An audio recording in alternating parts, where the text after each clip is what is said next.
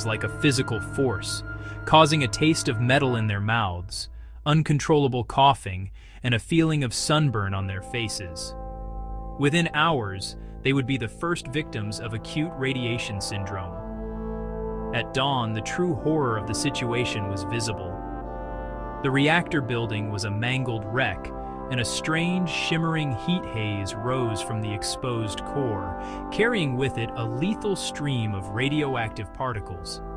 Yet, in the nearby city of Pripyat, life went on with an eerie normality. Children went to school, people went to work, and some even gathered on a railway bridge, later nicknamed the Bridge of Death, to get a better view of the fire at the plant. The authorities, paralyzed by indecision and a culture of secrecy, failed to issue an immediate warning or order an evacuation. They told residents to stay indoors and close their windows, a tragically inadequate response to a radiological catastrophe. Within the first day, the initial victims began to fill the Pripyat hospital. Uncontrollable vomiting, severe skin burns that turned from red to black, and a sense of impending doom. The local doctors were overwhelmed, unequipped to deal with the scale and severity of radiation sickness.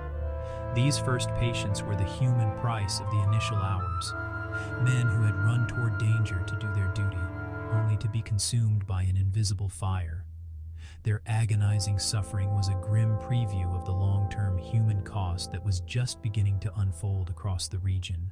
In Moscow, the initial reports that reached the Kremlin were confused, incomplete, and deliberately downplayed. The Soviet system was built on an edifice of control and the projection of infallible strength.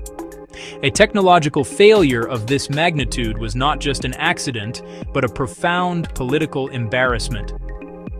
General Secretary Mikhail Gorbachev was informed of a fire and an accident at Chernobyl, but the true scale of the reactor's destruction and the massive release of radiation was unknown or intentionally concealed by officials on the ground.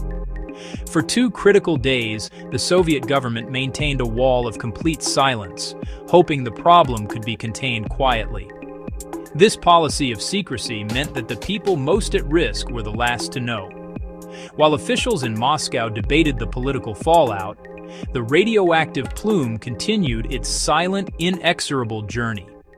Carried by prevailing winds, the cloud of cesium-137, iodine-131, and other deadly isotopes drifted northwest from Ukraine. It passed over the vast agricultural lands of Belarus, then crossed into Poland and Scandinavia.